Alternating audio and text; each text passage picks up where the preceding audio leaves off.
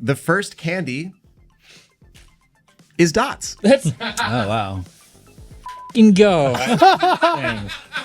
All right, well, Guys, I'm not eating anything. Just kidding. It's the hardest thing to chew. I will eat it. yo, what is up, people of the internet? Welcome back to a spooky episode of the Waveform podcast. We're your hosts. I'm Marques. I'm Andrew. And I was trying to think of a spooky joke, but it didn't come in time. You should just say I'm iCloud. I'm your iCloud password. Your full iCloud. Yeah. If you're watching this in video form, then you can currently see that everyone is wearing some form of a costume because it's Halloween, and this is uploaded on Halloween, and we're in the Halloween spirit. Everyone. Yeah. Well, we'll get into that in a second, but there is plenty to talk about still because this is still being recorded in Techtober. Is this coming out in October now? Yeah. It's coming out on Halloween. Okay, great, perfect. So it's still Techtober when you're listening to God, this. it's been October for so long. I know. I feel like I'm in tech purgatory right now. And now we have iPhone Air sales updates. We have a new robot that is real, but also kind of not real, and maybe a rant about it. Adobe updates. Nothing 3A Lite is a new phone, and we're going to end with a little Halloween candy ranking, is what I've been told. And the Boox Palma 2 Pro. And David's holding a Boox Palma 2 Pro. Yeah. So that's also today. For all my enjoyers out there. Anyway, should we just explain our costumes real quick? Yeah. Just because it probably looks insane to audio or video viewers, but audio viewers can't see. We'll have Adam record a separate little clip of us like twirling around that he can put in. Oh, nice. Like a video game select. Yeah. Well, because your costume's pretty full on. Yeah, I think okay. if this was a competition, I'd be voting for this costume. That's nice of you. Thank you. So for audio listeners, Moment released this new like backpack vest. It's supposed to be like they released a bunch of new bags, but one of them is a vest for all your stuff instead of having a backpack, which is weird but cool. But this one that they sent me looks like a fishing vest. And at the very last minute, I was like, I don't have a costume. Wait, I could be a phishing scam. So what I've done is I've taken the fishing vest and this really fishing hat thing, and I've stickied a bunch of phishing scams all over me. And a fishing pole. The fishing pole. Can't forget that. So, it's similar to last year's language model where I just stickied a bunch of stuff on something else. But it's Puns always win. I'll Halloween. take it. I'll take it. So that's Pun what I am. costumes, That's quality. what I am. What are you, Marques? I'm Gru. Gru. Gru is a character from a movie called The Minions, right? Is the name of the movie? Despicable It's called Me. Despicable Me. Okay. The Minions is a separate movie. It is. There is another Despicable movie Me. called The Minions. And you might just called Minions. you might know it as the Minions movie, maybe. And there's a character that has this exact scarf, and I am now him. I am him. And every Gru needs a minion. Of course. Of course. Of course. Which Which one of you is it? I don't know. Can you guys tell which one between Adam and I who's the pirate and who's the minion? It's pretty hard to tell. We'll leave that up to the viewer. Yeah. That's funny. so Ellis is a minion. Alice is a minion. Adam, what are you? Well, I came in as just a pirate, and everyone was like, that's not tech. So I grabbed a bunch of VHSs, and now I'm a movie streaming pirate. You didn't have to give that away. You could have just said that you did it from the start. No, Yeah. it's fine. You'd be like, I'm Pirate honest Bay. here. We are nothing if not truthful on this podcast. Maybe you. It's Speak the for yourself. one video medium that literally has no data stream in it. And now it's infinite data. Now you're a pirate too. Got him. You better it says see 99 that. cents on the front of that. You didn't steal it. You paid for it. Anyway, Andrew, what are you? Yeah, Andrew, what is this? I'm Arc Browser. Wait, explain. Because I'm a skeleton. Ooh. Ooh. Damn. Damn. Damn. Well played. Deep cut. Well played. I'm mostly just a light up skeleton I'm with no still peripheral using it. vision. I'm still using So it. far. So far. For now. For now. For now. We're on borrowed time. Wow. Okay. That is great. That is Happy great. Halloween, everybody. Happy Halloween. Well, you know what else might be dead soon? The iPhone Air. I hope not. It will not be dead soon. Well, history, look, whenever you look at trying to predict the future of tech, one of the most tried and true ways to do that is to look at the past. Did you guys know that? No. And did you guys know history repeats itself? Did you know that? Because it kind of does. If you If you really think about If you it. really think about it, Apple's been trying to fill this place in their lineup in between the Pro phone and the not Pro phone for a little while. long time. Not even in between. They just try to have another phone in the lineup. Yeah. And They had iPhone 12 mini, which everyone except one person on Earth One minion Got rid of. tried to use, but then eventually got rid of. Yeah. And then they had the 13 mini the next year, which fixed The battery. the battery, and that was kind of it.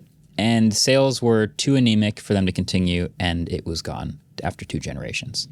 Very quickly after, they followed it up with a Plus iPhone. The Plus iPhone also lasted 2 generations, and it was right above the base iPhone. It was just a bigger screen, but none of the other Pro features. But it also died 2 generations in, just didn't sell quite enough. And so now here we are in 2025, and Apple's done this crazy, ultra-thin, future of the iPhone type of thing. Very innovative. We all know it's kind of half of a foldable, but they did the iPhone Air. And it's, once again, very interesting phone. And many people were very excited about it. But now here we are, and headlines are popping up that sales are a little bit lower than Apple's expected, and so they are cutting production to less than 10% of the original volume that they were forecasting so they'd be crazy. producing at. That's a crazy number. 90% lower than what they thought they would be producing, which to me, when I read a headline like this, I went to business school for a couple of years, and I always had a professor that told me that if you give a number without context, I will fail you. That was his thing. He was like, if you tell me that sales are, 10% or whatever, or the price of something is $100, if you don't tell me that the competition is actually $200, or it used to be $100, but now it's $50, like if you don't give me some type of context, I will fail you. And so I see this headline, and it is very spicy. 10% production of what they thought they would need.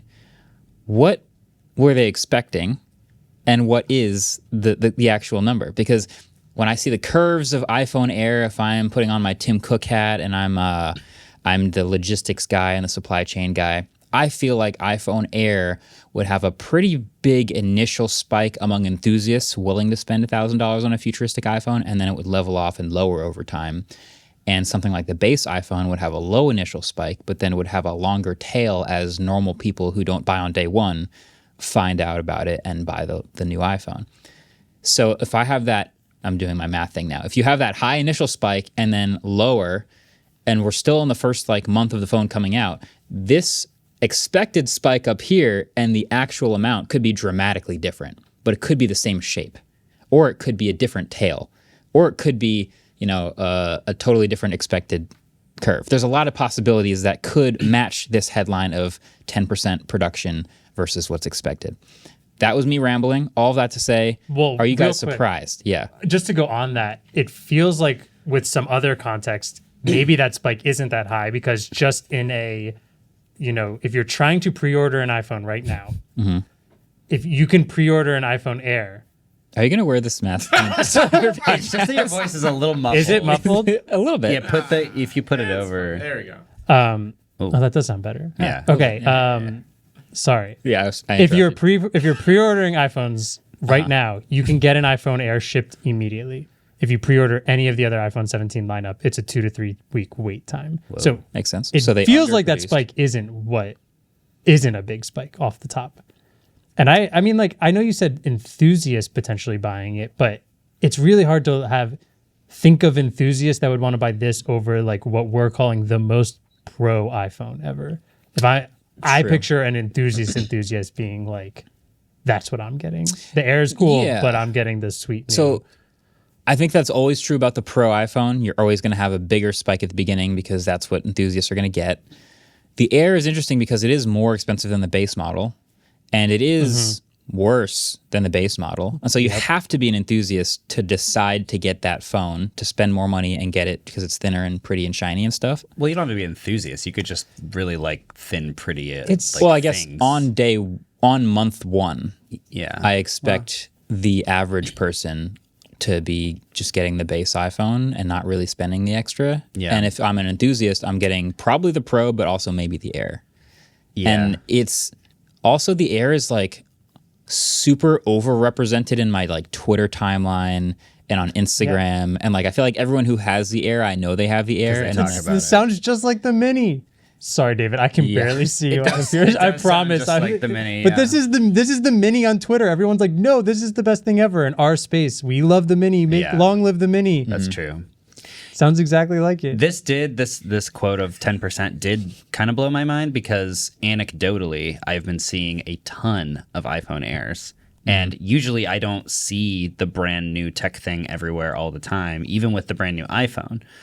But I've been seeing a lot of iPhone Airs. I've seen at least like 7 or 8 just in my neighborhood. It's so interesting. But I live in New York City. Do you think So this is a place where people will buy the new expensive thing and also will buy the fashion thing. Yeah. Do you think you're so this is like again like the human brain and like perception. Do you think you're noticing the air more even though you're also seeing pros and just not registering it?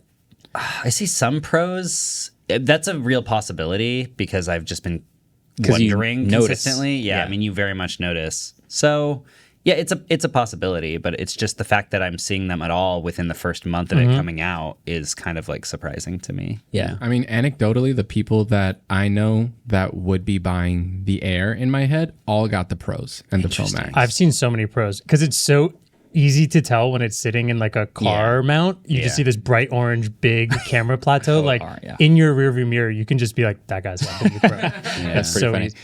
Everyone I know that bought the Air is not an enthusiast. Like they bought it because they're like, ooh, pretty. And they universally love it. Like they're in love with their phone. That is such a it's the mini. It's a different type of enthusiast. Well, and if you think about it, so like, you know how the whole thing with electric cars is that, oh, you only need this much range, not that much range, because, oh, you'll just charge in your garage and then you'll just go to the grocery store and you'll go live in suburbia. Like, it's all those people that are buying the Air because the battery life is not that big of a deal to them. So they're just more interested in something that's flashy and thin. Yeah. You know? A finally actually new iPhone. Right.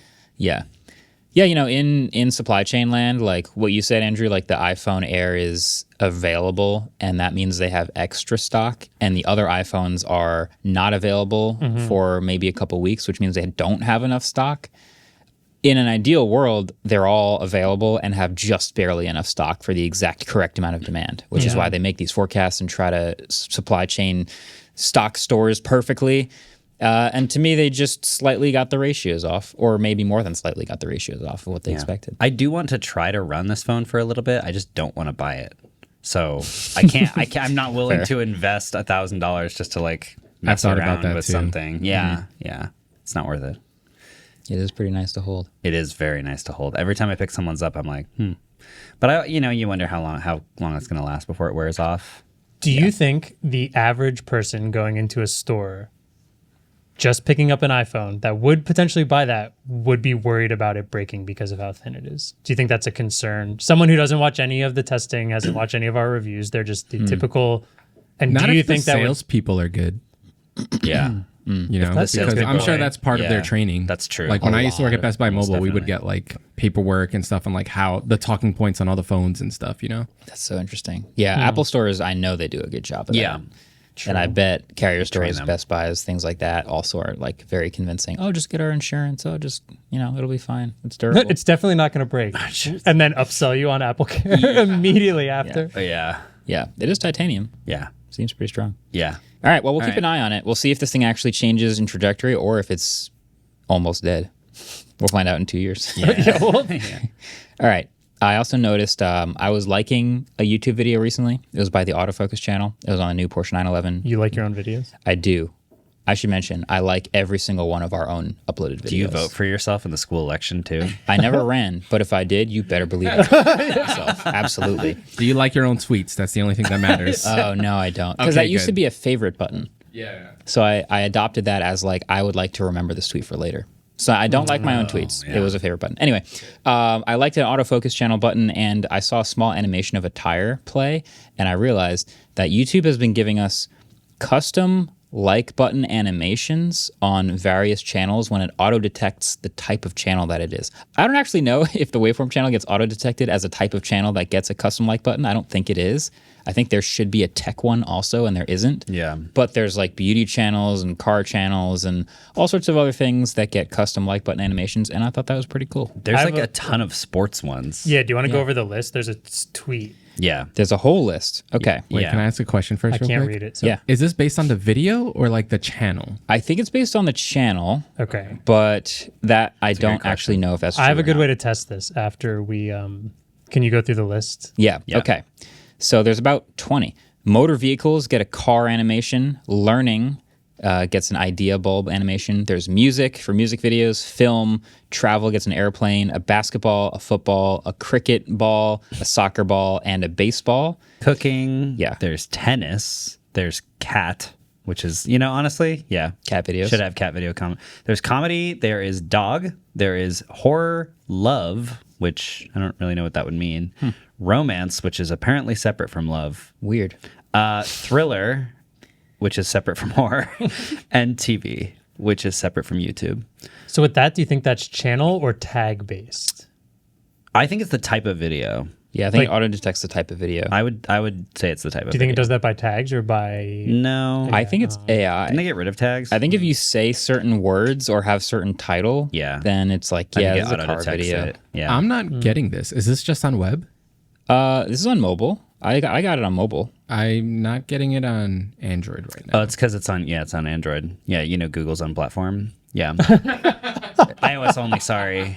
Really? Coming It's not on I don't Android? know. I don't know. I'm just making a joke. Wait, let me check. That just super happens fair. a lot. checking Google now. has released yeah. a lot of features that are iOS only until it comes to Android. No, I got it on the autofocus video, so it is on Android. Oh. Okay. I was just kidding. Wait, there are still tags in videos, right? You can still tag a video. Yeah. Oh, okay. Okay, Adam, for this episode, Tag it can you horror. tag every single one of these Oh, and see what then happens? Nothing would when, happen. No, we gotta maybe, pick one like beauty. You should tag horror over and over and over again. Yeah. And then what we should do to test if it's the tags or the things, we just all have to say car a lot. Car driving. Car wheel. Drive. Tire. Drive. Car. This car is good. Electric car. Waveform podcast. Car. Waveform podcast. EV electric vehicle form podcast. And I then- think it's AI that just like looks at a whole bunch of factors and picks Maybe the it's most listening. likely one. Yeah. Well, we just need every one of you to press the like button to test it out and let Yeah. us know. Let us what- know if you get a certain animation on this video.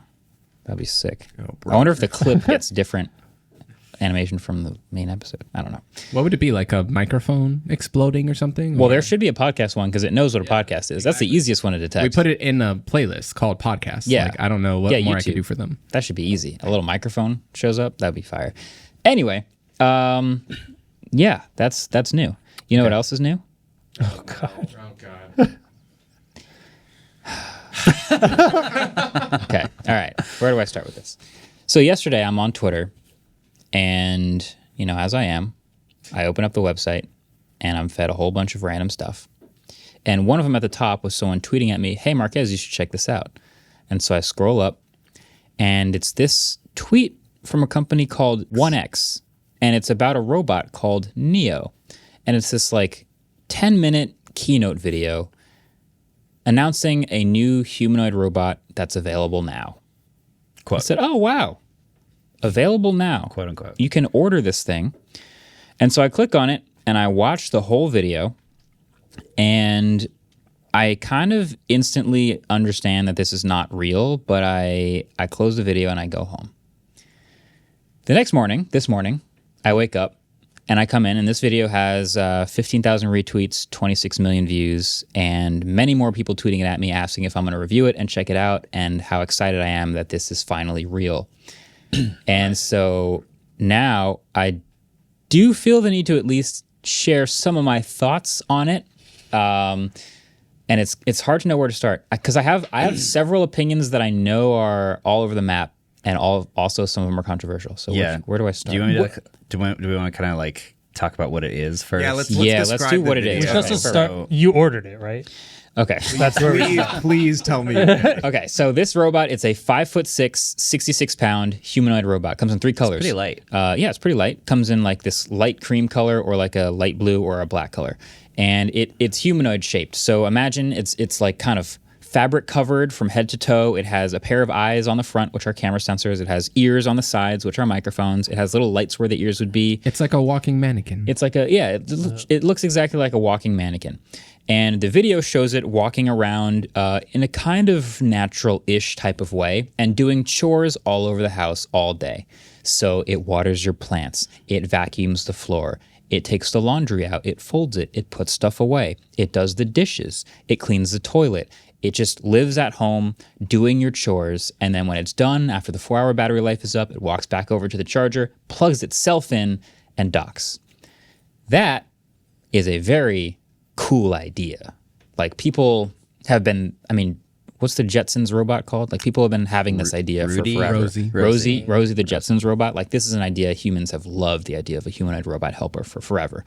And now with the advent of AI and with all these sensors and all this investment in the category, it feels like it may be more real than ever. Like, Tesla's doing this thing, and Boston Dynamics has had these humanoid-shaped robots, and like, maybe we're actually finally going to have this thing. So people watch this video and believe that it is now finally here.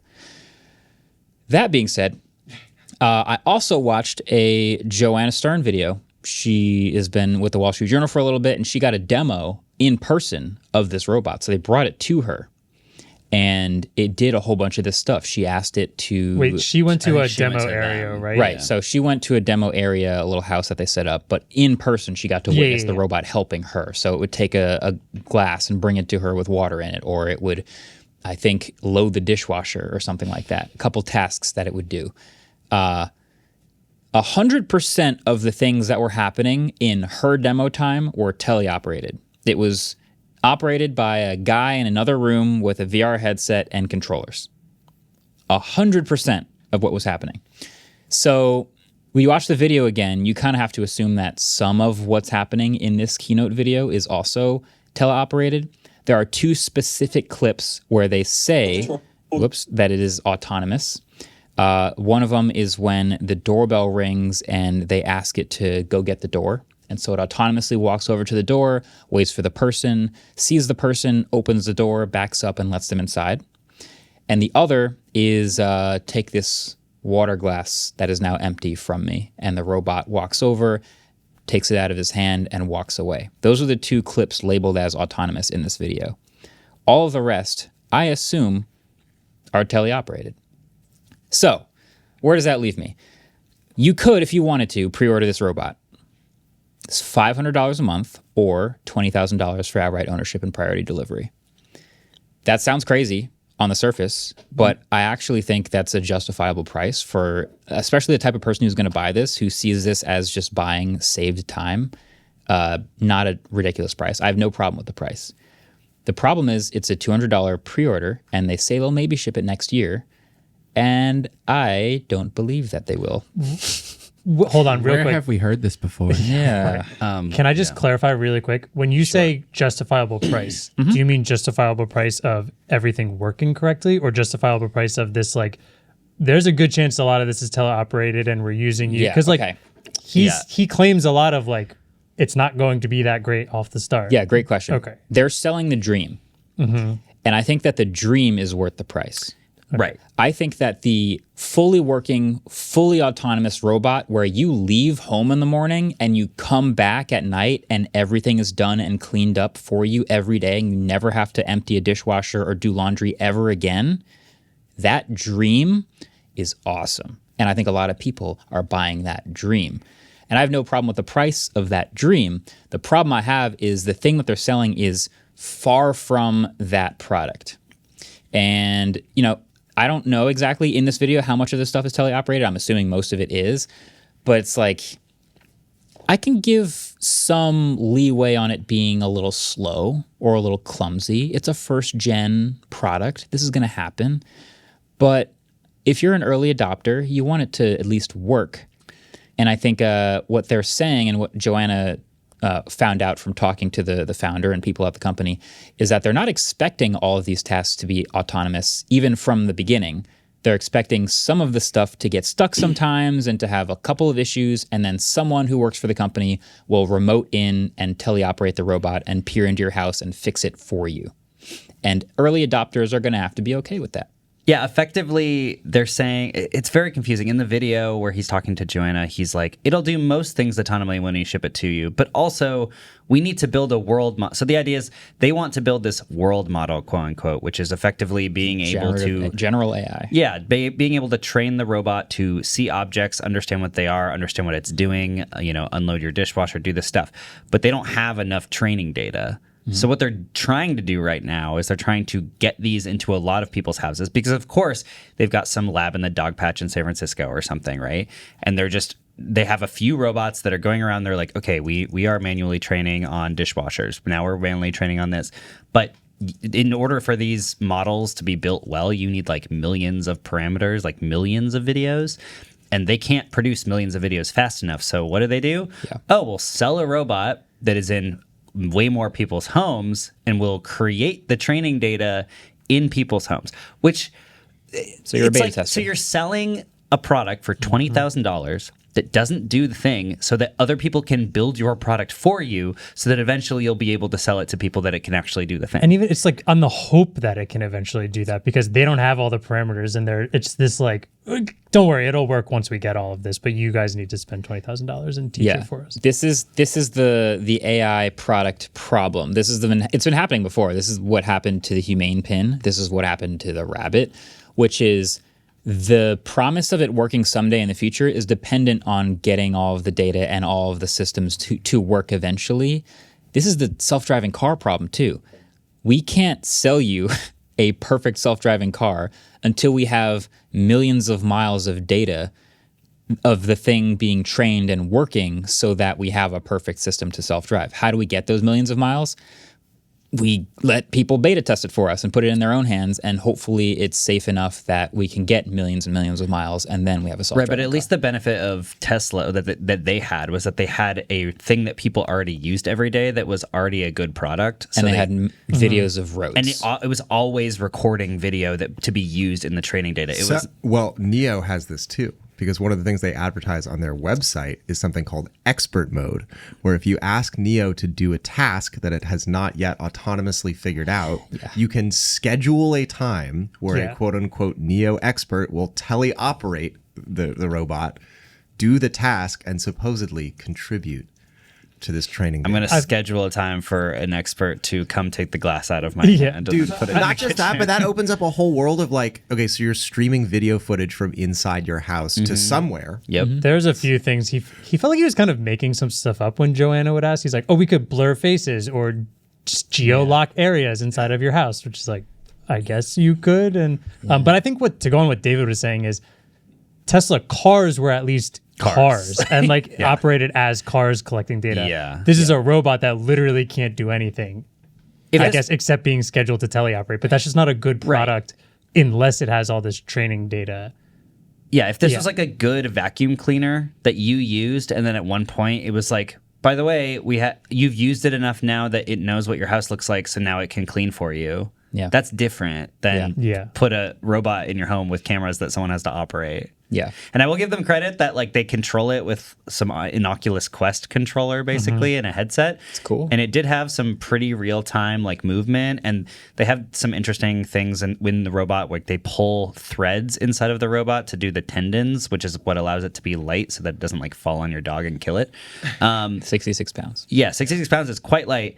But that also means that it can't apply a lot of force. So Joanna in the video tried to get it to crack a what kind of nut? Like a walnut. A walnut, and it would not crack it. I think that's fair because like I can't crack a walnut with my hand. So yeah, but I mean it can't apply that much pressure. I'm glad it can't apply that much pressure. That is also true. Yeah, that's true. You don't want it to strangle you. There's a whole movie about this, and I'm begging founders. Wait, which movie are you? iRobot. Okay, because iRobot, there's also Ex Machina. Yeah. Oh yeah.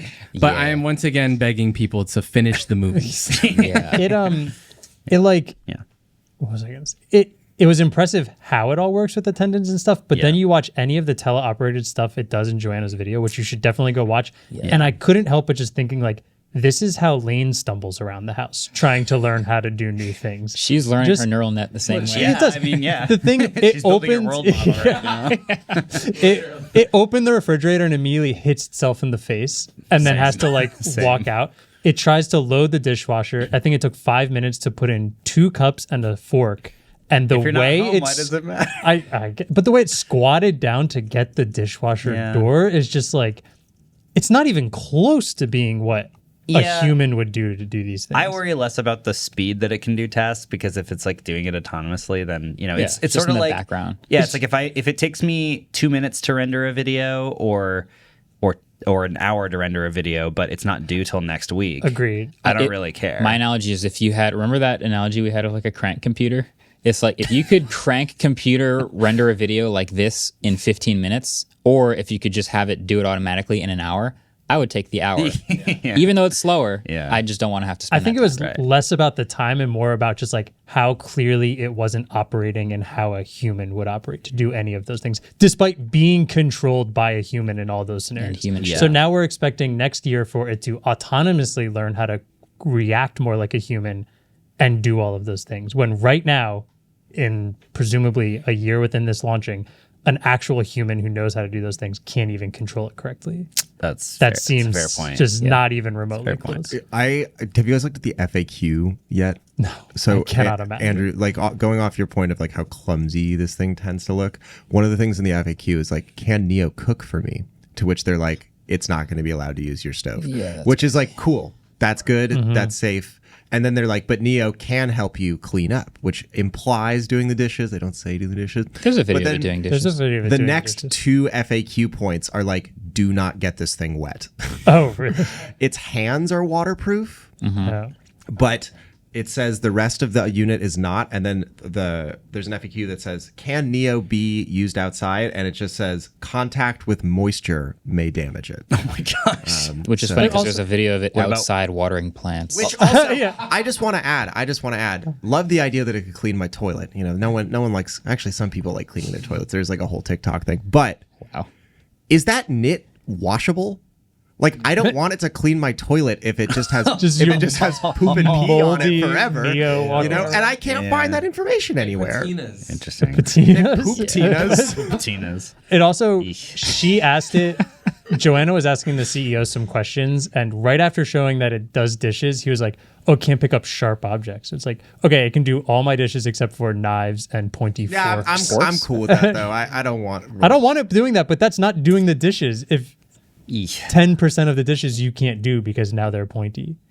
Doing the dishes is like a very delicate, like you drop one dish and you messed up. Big time. And then there's pointy objects everywhere. And do you think that thing And it could can't clean clean off that the up. floor?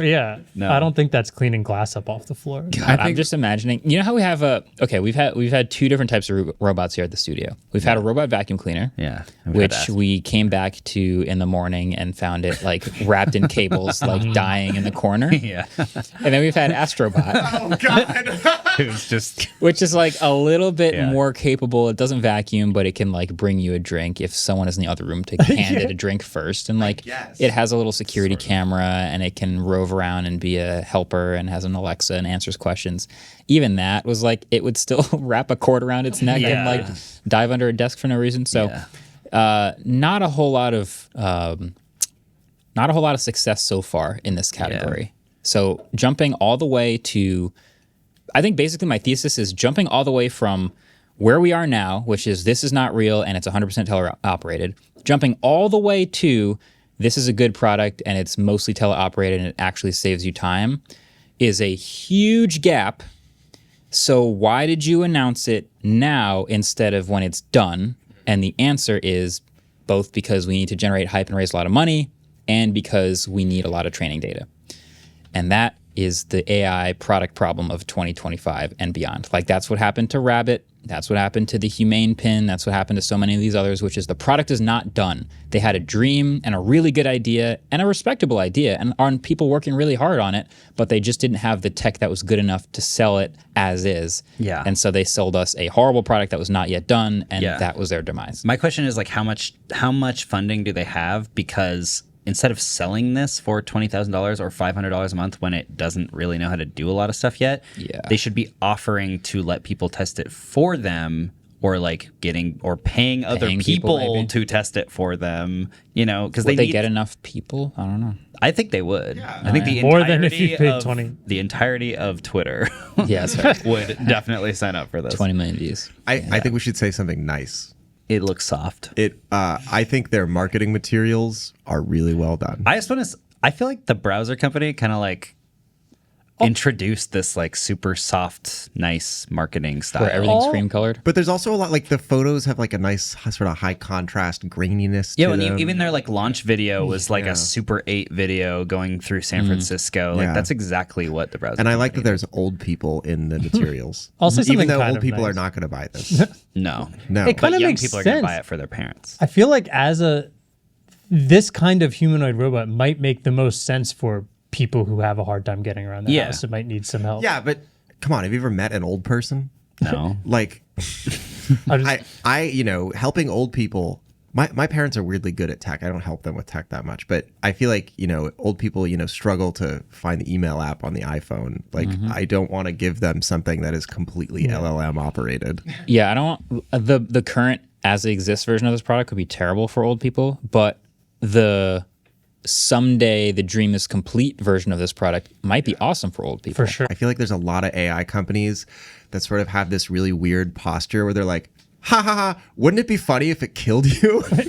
Whereas the 1X is sort of like, it can't, it won't, it's soft, sweater, 5'6". It's you're good. No sharp I'm objects. not making a 6'2". Yeah, it can't cook. Yeah. I'll say he did a decent job of admitting some of the it's weird to say admitting the faults and then sell it at the same time, but he mentioned shortcomings of it and how next year the people who get it are going to be purchasing something that is not fully fledged and has a lot to learn. I just think even that level of what he's saying is still so far from most likely what's going to come Well, it goes to Marquez's point. Like, this is technically a cool thing. Like, even being tele-operated, like, that's still pretty impressive for a small startup to do. It's just not what they're selling right now. So... Yeah. I think we were nice enough that now no one can be mad when they lose all their money on their investments. I just can't wait until they're like, oh, did you see? They talked about Neo on the Waveform podcast and they turned it on and there's a skeleton and a minion ripping on, and a fisherman ripping on their robot, and they won't take any of this seriously. Yeah. Which is fair. Funny. I'm looking at the viewfinder now and it just looks like a skeleton. Do you know how hard it is to just look at Ellis with those eyes the entire podcast? I completely forgot we were recording. So I was like, this is just a regular podcast. I actually wear this most days when we're not doing the podcast. Yeah. Yeah. Last year when we did our Halloween episode, I was cutting the clips the week after, and I was like, this is no longer relevant. That's exactly what's going to happen with this. Yeah. People, it'll be Halloween week. Yeah. These clips will be viewed long after Halloween. Yeah, maybe next year they'll pop off. You know what else costs $500 a month? Damn. Yeah, that's a good one. Yeah. Okay, well, Adobe Max happened this week. Last year I went and then took a red eye Tuesday night because it starts on a Tuesday to come back here. I decided that's a bad idea because I don't like doing that anymore. So Red I didn't eyes do are it. an eye. Yeah. Yeah, I don't like having red eyes like bunnies. I like having regular eyes. Hazel eyes. I'm glad you did that because we got all the same information from the internet. What? Oh. About Adobe. Yeah. I need to do that. So Yeah. I'm glad. Yeah, so they had Max is their annual developer conference. It's not really it's a development conference. They kind of show what they did, and then they teach you how to use it, I guess. It's sort of for creatives. They weirdly did not really seem to, at least on the first day, ship or talk about a lot of new Premiere or After Effects features. They actually had pretty big Premiere and After Effects updates like a couple of weeks ago. So I'm not really sure if that was supposed to be like not as big of a deal. They do have generative select now in Premiere. Anyway, I'm just going to go over Photoshop and Lightroom because that's what I use the most often, and there are some interesting features here. I like Lightroom. You like Lightroom? You use Lightroom? Yeah. All right, we'll do Lightroom first. Hey. So Lightroom, which is a photo editing app, now has an assisted culling feature, which if you don't, do you guys know what culling is? Nope. I don't think I know. Okay. It's when you got sick sheep and you got to do something about it. Not too different, actually. Lambs. No, I'm kidding. So if you're like a working photographer and you shoot burst mode, which is, I'm happy for you. I would never do it myself. I don't want to deal with that many photos. Yeah. If you're like a wedding photographer and you're just going,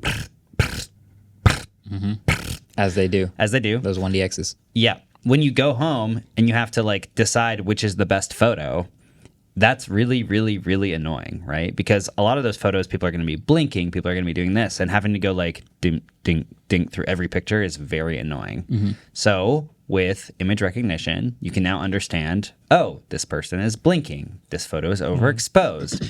So if you import a ton of pictures, they have all of these different selection modes where you can select, okay, make sure people are smiling, make sure people are not blinking, organize the photos that are overexposed versus properly exposed, and it'll kind of contextually understand that. So that's very useful. And you can like tag things as selects and rejects, and then it'll separate them into separate areas. That's sort of a quality of life, really useful, but it is still using the image recognition, semantic recognition that we've developed recently. It's best shot. It is basically best take. That's kind of awesome, honestly. Yeah. There's a color variant slider now. So, for example, in your skin tones on your face, you have many different tones. And sometimes, if you just up the contrast on a photo, it also ups the contrast on the colors in your face. So you'll have like reds and greens and, yellows in your face. Shadows. And if you up the contrast, it's going to make those go away. They now have a slider that allows you to basically lower the contrast between certain colors or heighten the contrast between certain colors of certain areas so that you can more easily sort of get rid of those different color variations and make it all similar. So that's cool. They have automatic dust and sensor smudge removal. So if your camera sensor or lens has dust or like marks on it, it will automatically understand that when you import the photos, and it will suggest that you content or fill them away. So that's very cool. I really wish that they did this with film dust, because I have thousands of little dust particles on my film. That's really freaking annoying, but we are a very small market, so they will not care about dozens me. Of us. There are dozens. You can now batch rename files, which apparently they did not have before, which is very useful. And then also, something that's kind of cool, you can auto-select objects, and it will automatically recognize if that object created a reflection or a shadow, and it will also select that part of it. That's good. Yeah, that's so good. If you're trying to fill something out, like they gave an example of a lighthouse that they selected the lighthouse, but then the person hadn't realized, the lighthouse is casting a reflection in the water. So if you just select the lighthouse, it'll spin its little wheel for a sec, and it'll select the lighthouse and the reflection in the water. And then when you do generative remove or something, it'll also get rid of the reflection. So that's cool. That's very helpful. Yeah. So that's Lightroom. Photoshop was quite interesting. They now allow you to use different generative models for their generative fill. So instead of just using the Adobe Firefly models, they now accept Nano Banana, which is Google's Gemini image recognition model. Nano Banana. That sounds like something else would say as a minion. I thought Nano Banana was Gemini's Sora. I thought it was a video generation model. No. It's an image generation model. And it's something that I'm surprised we actually never talked about, because it did blow up for quite a while. Yeah, but it's not that good. Well, the good things about it is that it's really good at keeping character consistency. So if you needed to generate multiple images of the same person, they would continuously look the same. And so that we're entering this weird phase, because remember when ChatGPT and remember when Gemini had like a model drop down window and it had like a zillion options, and you're like, what is the difference between why do I need Flash, Nano, Flash, Nano, and so they're doing that right now. I assume they will eventually just have an auto select the model that you need feature. But for example, Nano Banana has the character consistency thing. So if you want to, turn the angle, say you have a person facing forward and you're like, I actually want the camera to be looking down on them. You can use that model and you can say, make it looking down from a 45-degree angle. It'll be looking down at them and they'll be looking up at you. So it like maintains the way that the person looks. Pretty interesting. It's kind of like a virtual camera feature. Yeah. Yeah, which is, I don't know, kind of weird. And then there's, other models that are good at different other things. Select subject and remove background have gotten much better on device, because they used to be only good in the cloud. The remove tool has gotten significantly better. There's a new generative upscale feature, which gives more partner model options. So Topaz upscale AI is now an option within Photoshop. So it's very interesting. So it can you can take a low res image and it will upscale it same way that Topaz has always done. Yeah, I was gonna say I never use these upscaling features, because all the source images I usually have are high res, but I guess for older images maybe it's better. I use the Topaz ones a lot, and they're really good if you set them at 10 to 30%. Like if you hit this slam upscale, make this 1,000,000 pixels, it will very, look like, goopy. Goopy, yeah. But at 10 to 30%, it can do some pretty gnarly stuff. Yeah. And then I think that one of the biggest features is Harmonize, which did come out last year in the beta.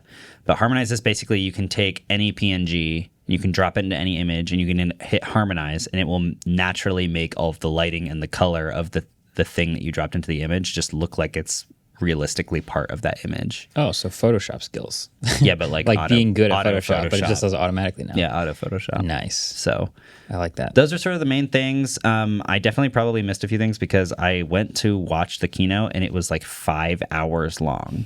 Wow. And at least last night when I was writing this, it was not yet on YouTube, and there was no playback speed option, and there was no chapters. Woof. So I did not watch that, and I just watched this morning a bunch of recap videos. So That's the way to do it. yeah, so Not even AI could help there. yeah.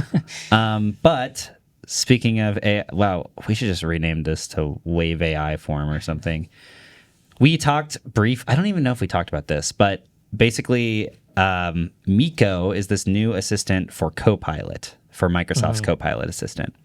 And effectively Copilot, you've heard of that. It's like Microsoft's sort of AI that's always in Windows, and it's just always there. They have now made these 3D characters that are personifying the AI. And, a couple weeks ago they dropped, it's sort of like, it looks like a Luma from Super Mario Galaxy, sort of. Okay. And it's kind of just floating there, and it talks to you, and it's cute. But if you tap it a bunch of times, it turns into Clippy. Yes. And we had mentioned this on Almost. the podcast. Almost. Oh, sorry. I mean, like, we almost got what we wanted on the podcast. From like Yeah. a couple weeks ago, we were talking about Windows 10 going away, and then we were just saying Right. something about AI being like, we just need Clippy back in Copilot. Yeah. And then I got tagged a bunch of times when this happened, but it's Yeah. like, it's not quite. It's close. We get a brief Clippy. I think just like Is it so it's not persistent? It just it says it just poofs into Clippy as an Easter egg, and I then it think. disappears. I think so. Are you kidding me? Exactly. I don't need this flubber ass green thing. I need Clippy. And I mean, I can understand if you want Miko, right, to be the new thing, like let that be the default. But if you already programmed Clippy into it, give us a Clippy option. Nostalgia sells, Microsoft. It's true. Microsoft, They know it. you should know better than anyone Nostalgia sells. You're selling all these shirts with like MS Paint logos on it. Like, just let Clippy be an option. Yeah. I'd It's pay free. $500 a month for Clippy. Okay, well, not all of us would, kidding. but I Yeah. would pay But will it do your $20,000 dishes? Yeah, for do your Clippy to do dishes. my dishes. So speaking of trivia, speaking of, there was like, oh, Spooky trivia. ooh. Guys, before we get into trivia, I just want to drop one little news story that I don't know much about, but I just want to make everyone aware. I don't know if it's Halloween spookiness. My monitor is flickering like crazy right now. it's definitely not the giant minion glasses. I did take off these glasses to see. Anyway, those of you who are interested in graphic design, for some reason right now, the Affinity, a suite of iPad apps, is free, $0. Who knows if that? I think this is going to end soon, maybe before this podcast comes out. But it has something to do with Canva making some big announcement through, I don't know, but if you want to check out some cool apps that are now free for now, as of right now, today, Wednesday. Anyway, guys, trivia. Thin phones are in the news, right? But thin phones themselves are not new. Released in late 2014, what phone had a total depth of just 4.8 millimeters? What year? Late 2014. Specifically December 2014. So almost 2015. 4.8 millimeters. 4.8 millimeters. I believe that's thinner than the Edge and the Air. It is. Yeah. Okay. God, I know what Well, this spooky is. question. I researched this because I wrote about it for my Air video, and I didn't name drop it, which I maybe should have. Well, we'll have to Nothing think is about this. All right. Well, answers will be at the end, like usual. We'll be right back.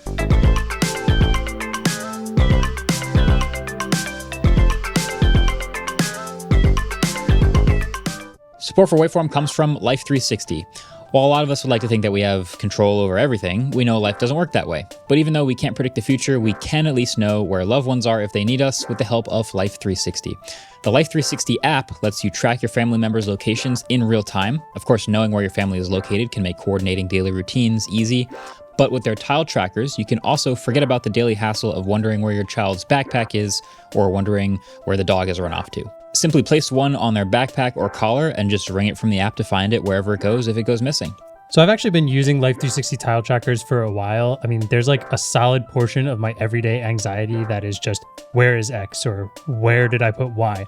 And I have tile trackers on my remote for when my daughter plays with it, on my keys, because I always lose them, in my new camera bag, on my wife's keys, in my luggage. And then ever since becoming a parent, just having Life 360 on the phone of loved ones, just in case anything happens, has felt more important than ever and lets my mind be at ease more often. Yeah, so this year you can stay connected with location sharing and stay coordinated with place alert notifications for when someone arrives or leaves a given location.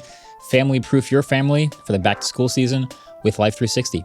Visit life360.com or download the app today and use code WAVE to get 15% off. That's life360.com, code WAVE. Support for the show comes from LinkedIn. When you're a small business owner, your business is on your mind 24/7. So when you're hiring, you need a partner that works just as hard as you do. And that hiring partner is LinkedIn Jobs. When you clock out, LinkedIn clocks in. LinkedIn makes it easy to post your job for free, share it with your network, and get qualified candidates that you can manage all in one place. LinkedIn's new features can help you write job descriptions and then quickly get your job in front of the right people with deep candidate insights. Either post your job for free or pay to promote. Promoted jobs get 3 times more qualified applicants. And at the end of the day, the most important thing for your small business is the quality of the applicants and the candidates you get. And with LinkedIn, you can feel confident that you're getting the best. Based on LinkedIn's data, 72% of SMBs using LinkedIn say that it helps them find high-quality candidates. So find out why more than 2.5 million small businesses use LinkedIn for hiring today. Find your next great hire on LinkedIn. Post your job for free at linkedin.com/mkbhd. That's linkedin.com/mkbhd to post your job for free. Terms and conditions apply. Welcome back. We are going to start this segment by asking our resident minion, Ellis, what is your battery life? Oh, a little bit. Yeah, we use that. So today was a little extra because my train was not running this morning. It took me 2 hours to get to work. Woo! Dang. So a little extra usage on the Purple 12 Mini today. Who wants to take a little crack? Came off the charger a little early today too. I was up bright and early, I think. So came off the charger at 7:45 a.m. Right. It is currently 12:15. I don't know how to do math, so you guys can figure that one out. There's a 30 in there. 4.5 hours. Okay. 52%. 52%.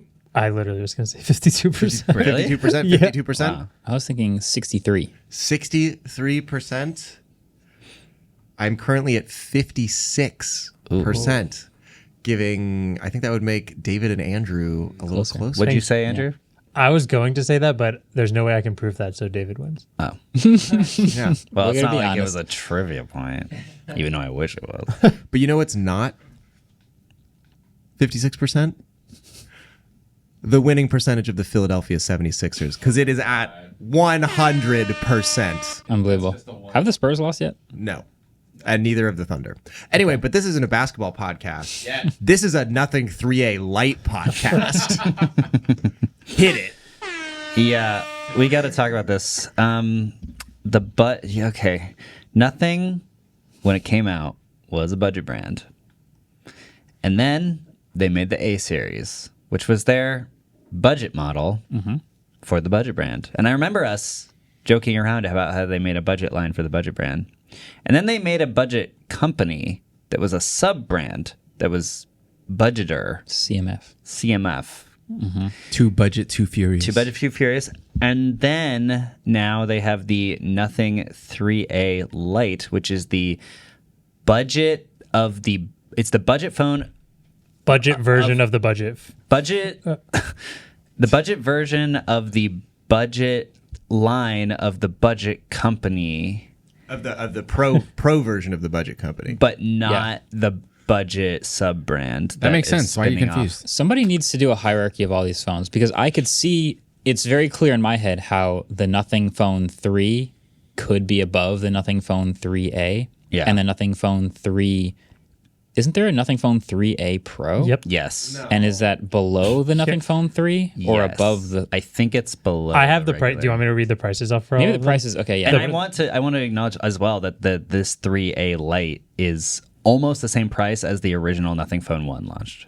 That I did not have written down, but Yeah. Okay. So Nothing Phone 3 is $799. Okay. And then the 3A is $379. The 3A Pro is $459, and this 3A Lite is approximately $290. We're basing this off of it's not available in the US, so it's 249 euros or And you said the 3A Pro was $459 $459, and then the 3 is seven. $800 Okay. So that's the hierarchy. of that. And then the 3. CMF Phone 2 Pro is $279. Which is right below the 3A Lite. Oh, right. They have It's a $10 pro version less. of the budget. Okay, I got it. sub-brand. So it's the Nothing Phone 3, then it's the 3A Pro, then it's the 3A, then it's the 3A Lite, then it's the Nothing a CMF phone. Correct. Also, the CMF phones are listed on the Nothing website in the phone section. So like you can see, I pulled all of these straight from the phone section on nothing.com. What you might notice is this oh my God, trying to remember all these. 3A Lite. The 3A Lite pricing is super similar to the CMF Phone 2 Pro pricing. Right. That's not the only thing that's similar. Wait, yeah. I've posted a side-by-side here inside of our Wait a document. minute. And do these phones look familiar? Could Those someone camera- explain? Okay. So the camera arrangements are practically identical. They're not like the same colors, and there's like some screws and stuff, but like by and large, a lot of the features of these things look very, very similar. Wait, okay, I have some questions then. And it looks like you have the answers. Are they the same chip? Yep. Are they the same display? I mean, I have a set of specs here, and let's just say they're the same. Oh my god. The button layouts are the same. Oh my god. The camera layouts are the same. Correct. Wow. The battery is the same? Mm-hmm. Okay, so this is this. Okay. So it's the same phone, but just with a different back and a different branding. Yes, this is basically the CMF Phone 2 Pro with nothing design language on the back, including a glass back versus the screw off, like David was saying, orange back. You know what's funny? I was so ready to call this dumb, but I actually prefer the nothing branding, and so I would buy this over the CMF phone. Well, it's also like glass instead of plastic. so- Yeah, like the CMF phone's Or is it plastic, which plastic? like you can take off and do the modular I thing. believe it's glass. And have the like lanyard or whatever, but Yeah. I would buy this over that. Yeah, me too. I think it's funny because I've kind of liked Nothing's clear white branding, and Yeah. this is my favorite out of all of them because of how simple it is. It's just like mostly white, clear, some hints of black and red every once in a while, and that's about it. It's not over the top like some of the other Nothing phones have been, and I think this is the best looking Nothing phone. What's the weird like pull tab thing on the back? I think Whole that's tab? just like where the battery went in. Is the battery there's- removable? It looks like there's a little. This whole side? Yeah, there's like a little scoop place for you to put your thumb. Like it looks like you're meant to take that.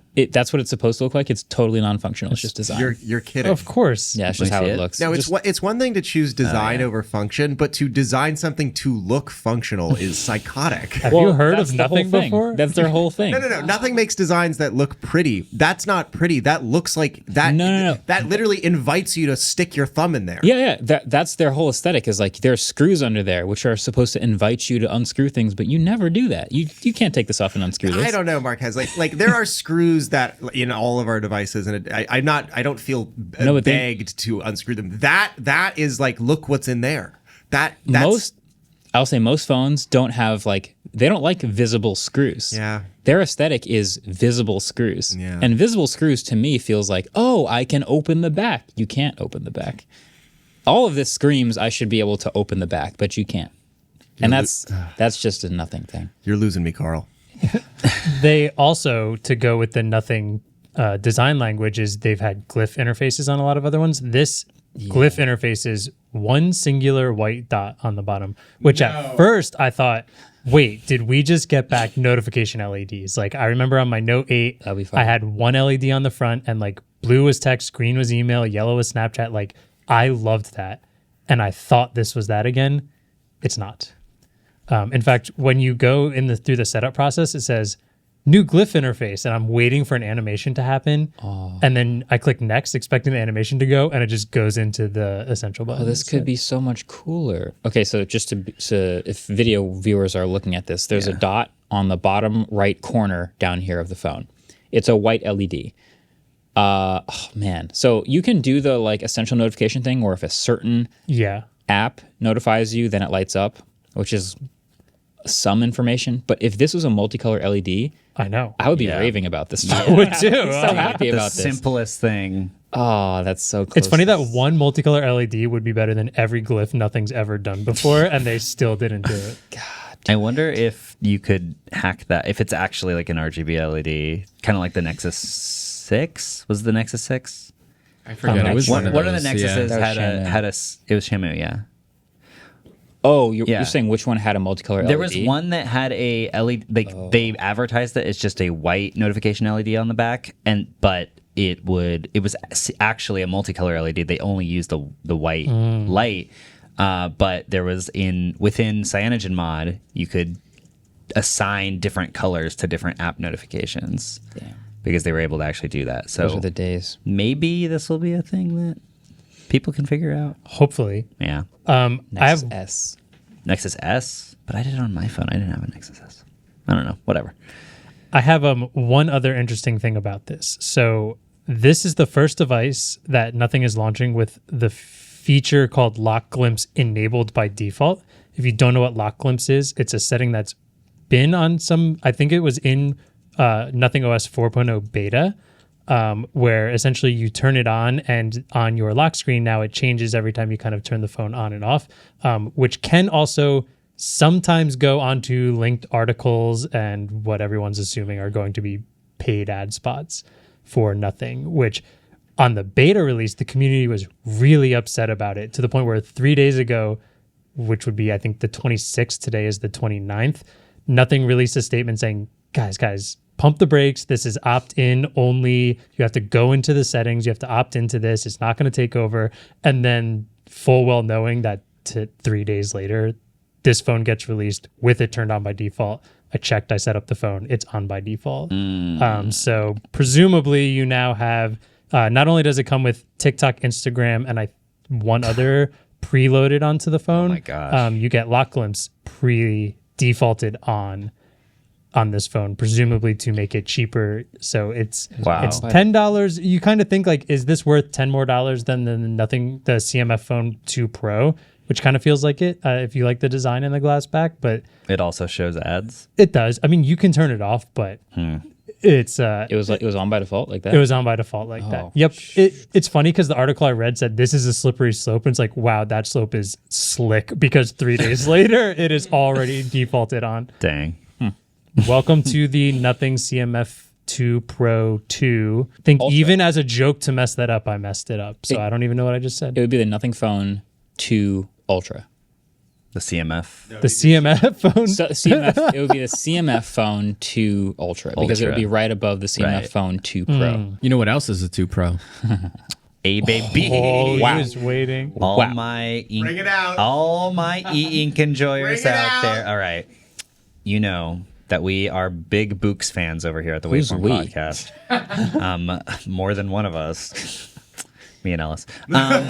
So we talked about the Boox Palma 2 Pro. You say Boox you hit the O way harder than I thought you were Because supposed it's to. fun, Marques. It's fun. It's not books though. You're saying Boox. Today it's Yeah. the boo. Okay. Okay. We talked about the Boox Palma 2 Pro. Yep. Which has an e-ink display. It also has a pen that unfortunately does not magnetize it to it, and there's like no holder for it. Isn't There is on the optional? case. So yeah. The big thing about this is that it has a SIM card tray, which has the ability to you can either put a SIM card tray in it so that you can access books on the internet, or you can download you can listen to Spotify, or you could do whatever. It's I'm wondering how close this is to a phone because I don't really know if it has a microphone. It's as close to a phone as the iPod Touch was to an iPhone. Wait, you can't make phone calls on it? I'm not sure yet. Could you I put haven't data tried on this. You can put data on it. On an iPod, There though? was no cellular on an iPod Touch, so it's Yeah. actually closer to a phone than the iPod Touch. But there was SIM data on an Yeah. iPod? no SIM. Okay, yeah, this So- has SIM data, right? Yeah, so you can have a SIM Yeah. card. So it has a SIM card tray in it that can double as a micro SD card express or micro SD card reader, but it already has 128 gigs of storage in it, which is pretty good for a e-ink e-reader. Twice as much as my 12 mini. Has 8 gigs of RAM. It's got a 3,950 milliamp hour battery. Wow. So that's pretty big. So it's probably going to last a very long time. It has Twice as much as my 12 mini. a 6.13 inch Kaleido 3 e-paper display, which is color. So it can do color now. It has an octa-core CPU. It says A-GPS, which I don't really know what that means. But there's this optional additional pen for it. So you can mark things up. And I've tried this so far and it's very, very seamless. It's very quick. And then the folio case that they sell with it is a case, first off. And then it has MagSafe, by the way. It's like an unofficial MagSafe ring It's everywhere. that the case attaches to. But the case also has magnets in it. So when you close the case, it locks. And when you open the case, it unlocks the Boox that's Palma 2 nice. Pro. That's a subtle thing Which- that everyone should be doing with their folio cases. Very similar to the HTC dot matrix display yeah, case for that the they had. M9 or whatever. Yeah, for the M9. Wow. And I am just extremely excited to use this. I may put a SIM card in it and like see how close I can get to actually using it as a phone. I think it would be great. But also, I unboxed it just this morning, and it has an AI assistant.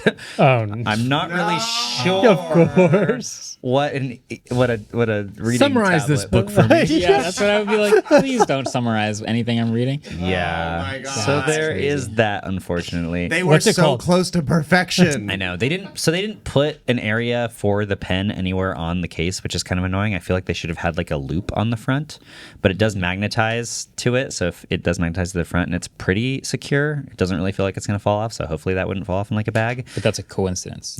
I don't know. I think they might have done that on purpose. Oh, you think? But also the case, even though it has MagSafe, like a MagSafe ring on the back, it can also turn into like this folio thing where it comes off and then is used as a kickstand.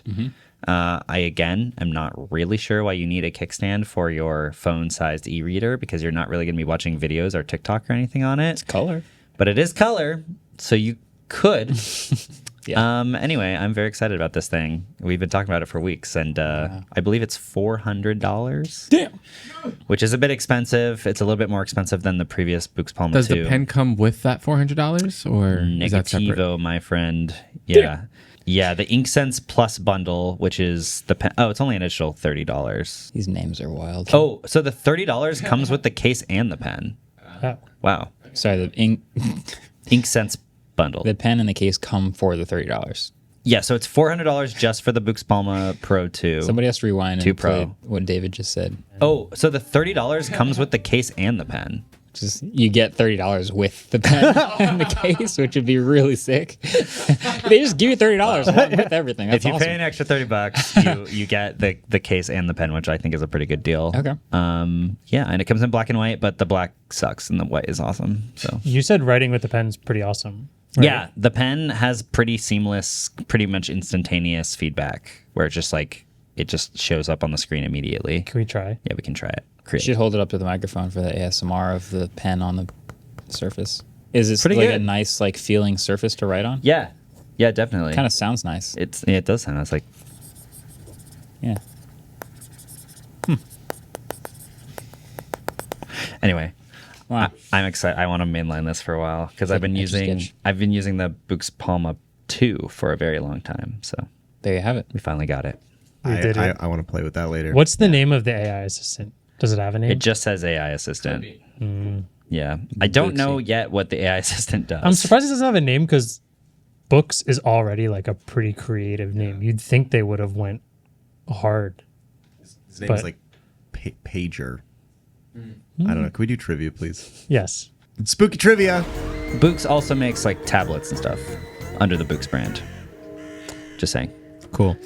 So Daniel Ek, CEO of Spotify, was also the CEO of What's Torrenting Company briefly in 2006. Oh, Wow. Not surprised. I didn't know this company had a CEO. I just assumed I assumed it was a bunch of guys in like a shipping container somewhere, like breaking the law.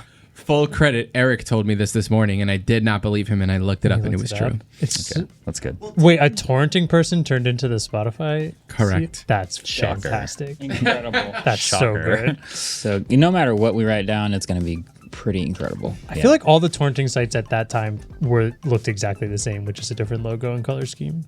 This is good. He's a pirate. This is a good question for the pirate man. It's true. All right, now we'll be right back.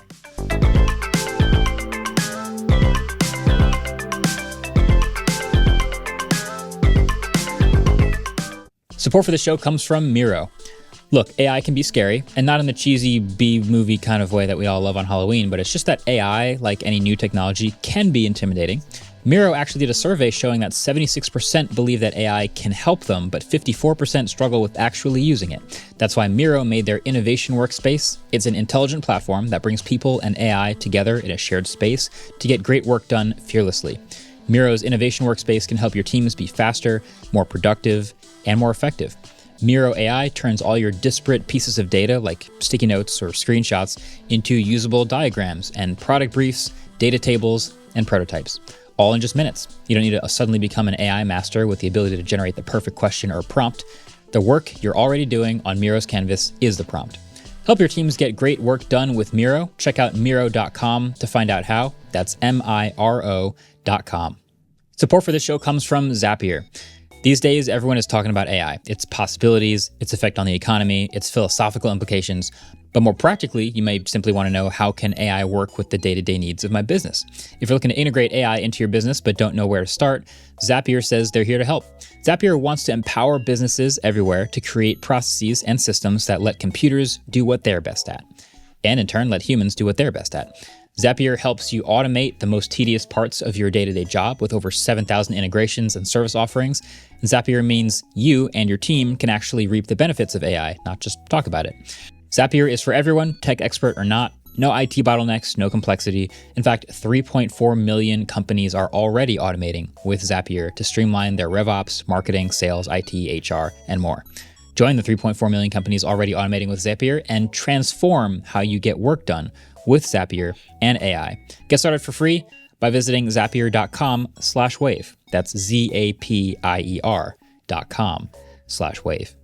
Morning, Zoe. Jeff Bridges, why are you still living above our garage? I want to be in a T-Mobile commercial like you. Teach me, Saldana. I couldn't possibly. At T-Mobile, get the new iPhone 17 Pro. On them, it's designed to be the most powerful iPhone yet and has the ultimate pro camera system.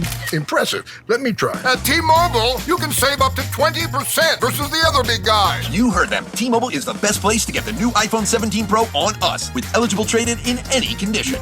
Check the math to see how much you could save versus the other big guys at T-Mobile.com/switch. Welcome back.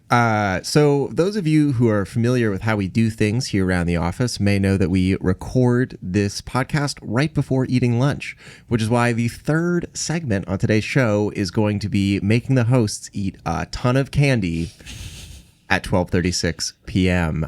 Specifically, we're going to be doing a blind candy ranking where we give our hosts a series of pieces of Halloween candy that they must rank from. It was supposed to be 1 to 10, but I got a lot of fun candy. So maybe we can make it 1 to 12. Okay. So I'm going to say 1 to 12. Olivia, I'm sorry in advance because I already asked you to make a 1 through 10 ranking sheet, and now you got to add 2 more. So sorry about that. But what I'm going to need you guys to do is each eat the piece of candy that we hand to you and then agree on where it falls on the ranking without knowing what will come next. Okay. Are you guys ready? As an experienced Halloween trick-or-treater, I may not need to eat most of these to know where I want to put them on the ranking. No. That's not optional.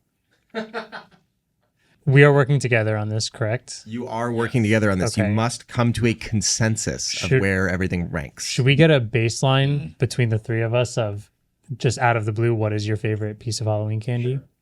to know of like if right now you had like. I'm sorry in advance for my answer. Well, I just want to know like if it popped up, you're immediately number one, no questions asked. I think generally Twix for me. I don't know if I agree, but you could convince me. I really like love Twix, but my top candies are incredibly unpopular, unfortunately. Okay. But I like Reese's, I like Skittles and Starburst. I really like Starburst jelly beans. Have you had those? I love Starburst jelly beans. They're really good. But my top two are candy corn and Dots. Yes. Oh, candy corn is love fire. candy corn's sick. Yeah, candy corn's Dots is. Wait, is this a whole room of candy corn enjoyers? That is so rare. It's so good. I love candy corn. Awesome. Usually I get a grown out of that usually. Give me the flavored Dots. wax. Dots gives me all grown at Dots. Need the flavored wax. Yeah. Dots is like once a year. That's why it's like good Halloween candy, because I only eat candy corn once a year. Wait, That's Marques, true. why did I think you liked Dots? No, he does. He just said it's yeah. top two. That's my top two. But they make you grown, Andrew. Yes. Okay.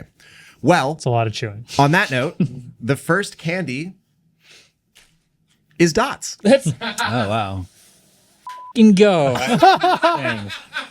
All right. Well, Guys, I'm not eating anything. Just kidding. It's the hardest thing to chew. I will eat it. Yeah, unfortunately, the variety pack that Alex bought only had one thing of Dots in it, which was crazy. As it should. There's like 60 pieces of candy.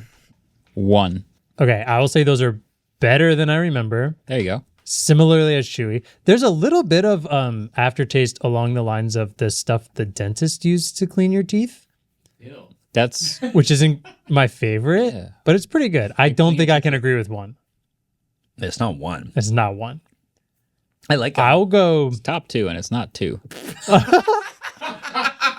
don't even know what the other ones are. I can't. I can't put this top All right. two. I'm not settling I'll for go like anything out of the top half. Whatever you. Oh guys no, want. I agree. I'll How go about top 5? half. I like 5. I think 5 5 out of 12. is Yeah. 5 out of Are 12. we gonna get 4 better than this? It's the first pick. I Okay, think fine, so. Sure. Yeah. Yeah. Okay. Okay. All right, Dots 5. in at number 5. Candy number 2, another polemical one. Candy number 2 is the Blue Dude. Ugh. Polemical? It's like a controversial. Nope, just means people get angry. Almond Joy. Oh, I love Almond Joys. You guys know how I feel about almonds. Damn. Really? Look at that. Wait, how 3 for 3. what do you feel about almonds? You feel joyful about almonds?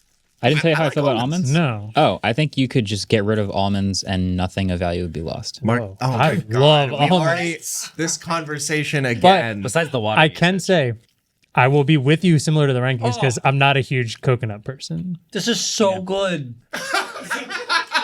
Oh my God. This is top 2 and it's not 2. I'm also not a huge coconut person. This is so good. Marques, I'm interested where you are. You're under Dots for this. I'm with you under Dots. No, he's above Dots. I can tell. It's below Dots. It's better than expected, and it's not because of the almond. This is so much better than You like Dots. the coconut? I like the coconut part. I'm warming up to coconut, but this still just is not my favorite. How do you feel about the what's the Girl Scout cookie? The Samoas. No. It's Is got it a Samoas? different name now, I believe. Yeah. I think it's some. Oh, because tag along. Yeah, Samoas. How How do you feel about Samoas? I don't love them. Okay, so this reminds me of Samoas. Mm-hmm. I put this 6. 4. I'll go 6. I think 6 because I'm scared of the back half. But I think I like Dots more. I've been turning into a gummy candy person lately, so maybe Dots is just hitting different as of now. So 6? 6? We're putting it 6. Oh my gosh. These are. David wants it like 1 or 2, but Almond Joy is so much better than Dots. Dots are fine. I'm gonna try to not give you all the super chewy ones in succession to like keep your jaws alive through this. thank you. But More Dots will be fine. well, they're not Dots, but they are a special Halloween edition Laffy Taffy. Wildberry Banana Laffy Taffy. Oh, that flavor sounds wild. My jaw got tired listening to Ellis say what it was. Was that my first misthrow? Damn. I don't remember what a Laffy Taffy tastes like. Having a joke on every wrapper was one of my favorite things about Oh, it. I didn't know that until I just read it right now. So Yeah, you think it's just regular taffy? Yeah, I want to read my... Can I read my jokes? Yeah. What do you do if you see a blue mango? You try to cheer it up. Okay, Wait, my what? answer to that. Wait, I don't get Wait, how that. does that make a sense? blue 'cause mango. it's sad. Mango. Oh, okay. All right. My answer to that is you enjoy watching them play at the stadium. because like Blue Man Group. Blue Man Oh, Group. it's blue. I'm more with you on that one. Mine has 2 jokes. Blue Man Yeah, Group. 2 jokes. Really? Oh. Yeah, everyone has 2 jokes. Yeah. Oh, Second. I have the blue mango one. What's your other one, David? Do you have what do you call 2 bananas? Oh, it's No. 2 colors. What is the most required skill to work in a juice factory? Oh, Ask Juicero. damn. I don't know. A good ability to concentrate. Oh, that was Pretty decent. What do you Mine- call it? Oh wait, sorry. Go ahead. Mine's what do you call 2 bananas? Mine says that too. A pair of pair of slippers. slippers. Yeah, we got the same thing. Slippers. Oh, we got the same 2 jokes? Why Yeah. are they slippers? Mario Kart. Bad. This is concerning, the colors. I don't like the way this one tastes. I'm gonna end up eating plastic. It was less chewy than the dots somehow. Bro. What? No, it wasn't. Yeah, it was. No, it wasn't. Considering I think it was less chewy. I was surprised at how not chewy it was. If you wanted to eat a single dot versus a bite of Laffy Taffy, Put a dot on one side of your mouth and a bite of Laffy Taffy on the other side of your mouth and see which one the finishes dot's first. softer. I think it takes longer to chew. God, that was Time in mouth is over. I took a small The bite Laffy. and it's stuck inside, like in between my teeth. way and I worse than can't a get dot. it out. It's worse than dot. So I'm agreeing. I just that's think it's below less 5. chewy. Let's say 10 or 11. 11. I'll go 11 on that. 10 or 11. I think there's going to be some gross stuff, and at least I'll know it's gross. I had some I'll go 10. optimism. 10. I think 10. I would do 10. I like Okay, 10. All right, 10. 10. We're Great. gonna get All right, a guys. Tootsie Roll level of like. You don't like Tootsie We're gonna Rolls? get no what? What do you talk? They're so good. Who likes? Never mind. I like Tootsie Rolls more than this. I like Tootsie Rolls more than this. Wait. Sorry. Tootsie Rolls are a high value for you? Those are the brown chewy Yeah. things. Yeah. Yeah. How do you I- feel about flavored Tootsie Rolls? I've never had They're one. crazy. The blue ones, vanilla. Tootsie Rolls are like Good. if Yahoo drinks were a chewy candy. When you go Halloween shopping and you see the Tootsie Rolls, you like go right past them to the rest of the. You can't because it's inside of every I know, you there's so package. Wait, I don't have classic Tootsie Rolls on this list, but should I go grab them? No, we know they're bad. Okay, well, I do have orange flavored Tootsie Rolls. Also, the chewiest thing in existence. right. But okay, Are these too small to throw across the studio? No. Yeah, I we can got catch it. 'em. We've got athletes. in I've this got room. perfect vision right Yeah. now. Just hits them in the face. That was really good. Are you okay? Yeah, I've got a mask on. It's not the first. That's probably like the 6th time I've been hit with gotta- something in the face on video. You have to zoom in on camera. Oh my god. Okay. Orange. Zoom into that on So just camera. orange. Guys, how are we feeling? It's really. trying to Oh, finish yeah, it's chewing, chewing. It was better in the first half, I will say. Got kind of worse. Okay. the first half. Not I'm done chewing. Okay, definitely better than Laffy Taffy. 7. For sure. Agreed. Way better than the classic Tootsie Roll. Just because of the orange. I like orange things, I think. Citrus and candy go well together. Yeah. I have it. 7. I like 7. I'll go 7. So we Almost have like it should have been 6, and Almond Joy should have been higher. Well, I'm 5, 6, 7, and 10 are what we currently have. so you have 12, 11, 9, 8, 4, 3, 2, 1. Wait, so how many is that? 4? You have. New 4 so far. We've done 4. We got 8 left. You've done 4. Yeah. and I've- Okay, we got to start looking in top 5 here because presumably, at worst, half of these are Ellis concoctions. So Okay. let's open our eyes to the ones we've heard of before. This next one, I've heard, Marques, you like orange things. Andrew, citrus and candy go well I together. saw what you had, I think. I have a little treat from across the pond. This is a personal favorite of mine. This is a Terry's dark chocolate orange. And I'm not going to throw this one. I'm going to bring it over to you because I don't know if this is not throwable. Do they have fun size versions of these for trick or treating? Or would you go to a house and take one of the pieces out of it? Or would it be a sweet house and you get the whole orange?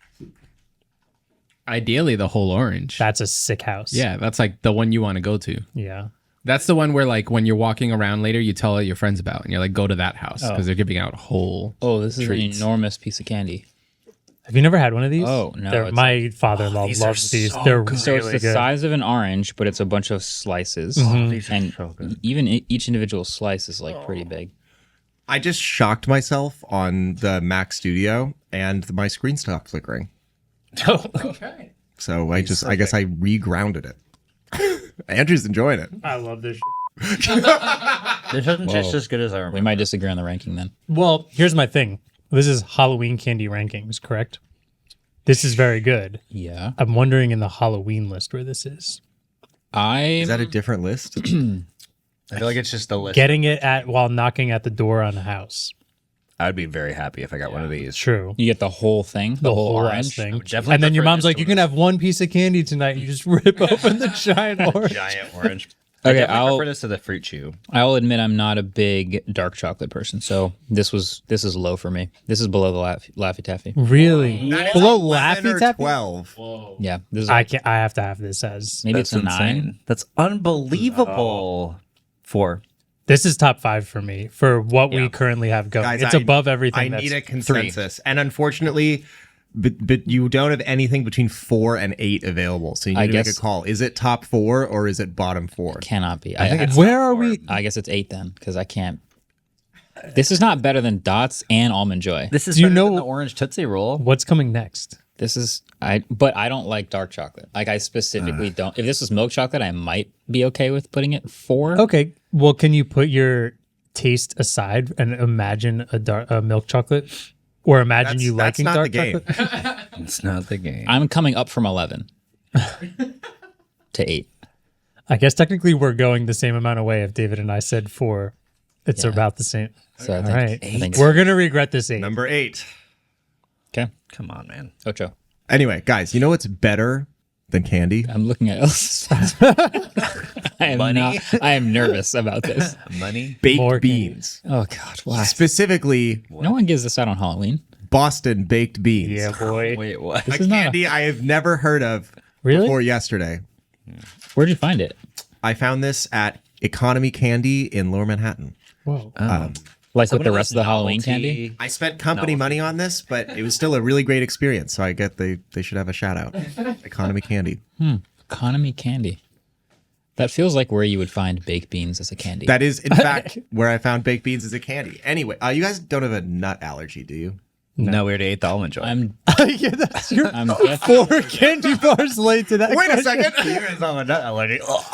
So the company is Boston Baked Beans, and it says artificially flavored candy coated peanuts. I don't. Do they taste like beans? I really hope not. That would be so dumb. It's better than I expected it to be. You I could- have Me too. 12, 11, 9, and then 4 through 1 available. 4. This It's not above It dots. can't be It's above not dots. above dots. Above dots. Do you know what has to be above dots? Deeper we go into this, we're breaking all the blind ranking rules of.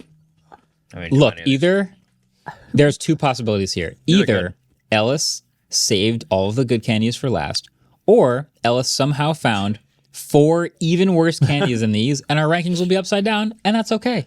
Okay, I'm sure I they, love like- your optimism. It's gonna be next one. They're gonna be Twix, Three Musketeers, Reese's. It's gonna be classic. Skittles, That's so Starburst, jelly beans, Yeah. candy corn. Yeah, Fish paste. the good stuff. No, there's no seafood. I couldn't find seafood. I think this is. Let's put this in at 9. Okay. 9. Are there going to be 2 worse than this? Probably, right? This is 4 for me. This is not better than Almond Joy. I agree, but almond joy should be higher up. Look, all of our rankings as we insert them will be correct until they're all wrong. They're already all wrong. They're all right so far. No, they're not. No, they're not. We have 9 open. Are we really putting this on 9? Well, I don't think it's 11 or 12. my God. It's not 11 or 12. So now 9, 11, 12. all we have left is 1, 2, 3, 4, 11, or 12. Oh my God. Fun dip. That's not even candy, is it? What is it's sugar. It's candy you dip in more candy. yeah. I just realized that the full name of Fun Dip is Lickamade. That's disgusting. It's like lemonade that you lick. Lemonade powder. And I'm going to bring this one over too because one of the Fun Dips burst open while in transit. And so I spent way too much time yesterday cleaning Fun Dip off of this desk. It was no fun whatsoever. Why are there 2? Because you have to open the left side. Fun Dip? I don't know. Oh! Oh, wait, open horizontally. Yeah.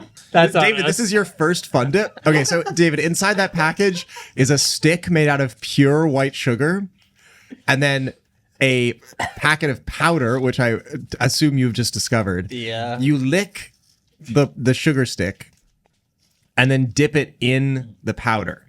Powder's kind of good. Try it with the stick. It's blue, but it turns green. Can I open the other side? Yeah. Horizontally. What? Like across the top. Oh, like This that. way, yeah. Oh, that's how you're supposed to open packet. it? How are kids supposed to know that? If I didn't even know that. I feel like it's like tacit kid They knowledge. just know. Yeah. You know how like when like baby boomer giraffes are born, they can walk within minutes. Are you dipping it in the table pile? Do you know how like when Neo was invented, it couldn't do anything? Yo. This is The white thing tastes really good. I could say 4 for this. I like it. I don't hate it. I'm okay with that. Objectively, it's not 4, but I think given where we're at, I got it all over the Boox Palma Pro 2.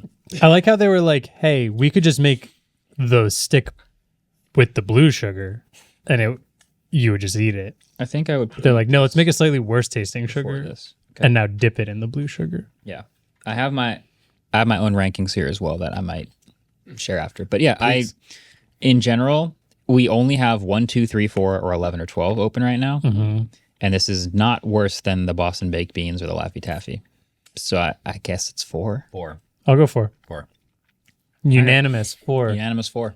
Up next, we have another jaw tester. Oh, no. Movie theaters everywhere fear them. Milk duds. They're milk duds. Oh, I've God. heard of these. This just Oh, you haven't had my these? teeth. This is chocolate dots. They taste delicious, but they destroy your teeth. Chocolate dots. It's That's chocolate the dots. theme of. They are hella good, though. Audio listeners have been missing Ellis's perfect throws this entire episode. Yeah. Shout out to Ellis. I've caught everyone else. It's been really good. Oh, my God. I love these. My grandma, may she rest in peace, really loved these. Yeah. She had good taste. She got them every time we went to a movie. Oh. Ew.